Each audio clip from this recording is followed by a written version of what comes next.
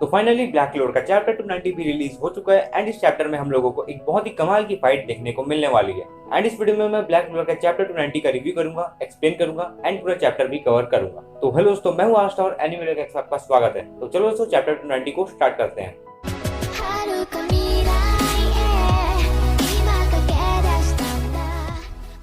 तो चैप्टर के स्टार्टिंग में हम लोग एक बहुत ही खतरनाक अटैक को देखते हैं जो कि वो हाई रैंकिंग डेविल यूज कर रहा होता है और इस बार ये अटैक पहले से भी ज्यादा पावरफुल होता है। तो अब आस्था को पता चलता है कि उसका डेविल यूनाइट मोड 2 मिनट में एंड हो जाएगा, तो इसलिए वो जल्दी से अपने सेकंड फोर्ट डीमन ड्वेलर को लेके उस अटैक को काटने के लिए निकल जाता है।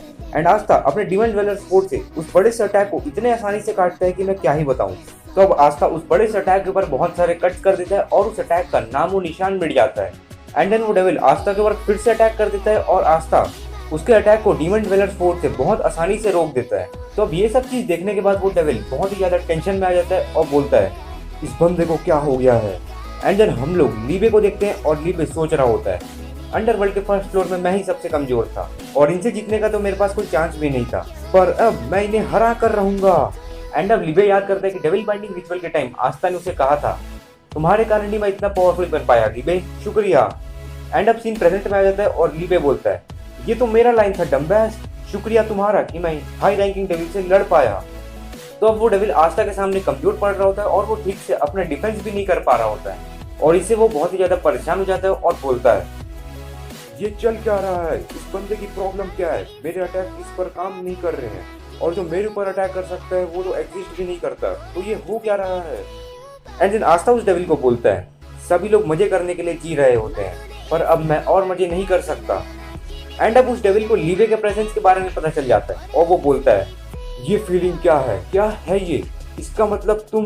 एंड यहाँ पास वो डेविल क्लियरली समझ चुका है कि आस्था के पास भी एक डेविल है। एंड अब लीबे बोलता है तुम्हें इसे फील करने की कोई जरूरत नहीं है, तुम फर्स्ट फ्लोर के हाईएस्ट रैंकिंग डेविल हो, इसलिए तुम्हें नहीं पता कि ये क्या होता है और तुम लोग समझोगे भी नहीं कि डर क्या होता है।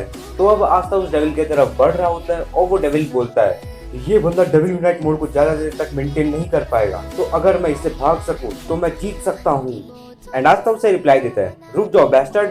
पर यहाँ आस्था के मन में चल रहा होता है ये अच्छा नहीं हुआ, वो बहुत ही ज्यादा तेज है, अगर मैं उसे पकड़ नहीं पाया तो गड़बड़ हो जाएगा। तो अब वो डेविल भागने लग जाता है और वो भागते भागते नैट की तरफ आ जाता है और वो नैट को बोलता है मैं तुम्हें, तुम्हारे दोस्तों को और सभी ह्यूमंस को मार के रहूंगा। एंड नैट उसे रिप्लाई देता है मैं तुम्हें ऐसा करने नहीं दूंगा, मैं तुम्हारे एग्जिस्टेंस को खत्म कर दूंगा।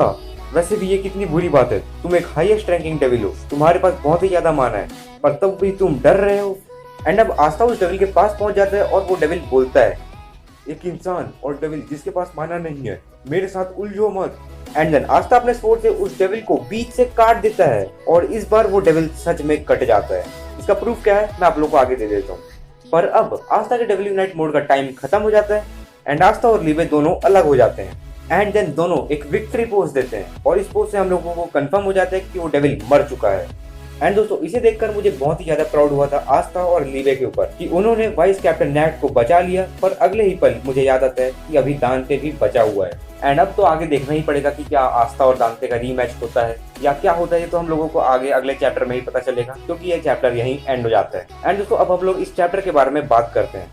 तो देखो दोस्तों मुझे तो पहले ये चैप्टर उतना कुछ खास नहीं लग रहा था, पर जब मैंने इस चैप्टर को सही से रीड किया तब मैं बोला यार क्या बढ़िया चैप्टर है, मतलब बहुत जबरदस्त चैप्टर था यार। एंड लास्ट में जब हम लोगों ने आस्था और लीबे को विक्ट्री पोज देते हुए देखा, उसे देखकर तो मुझे बहुत ही ज्यादा मजा आ गया था।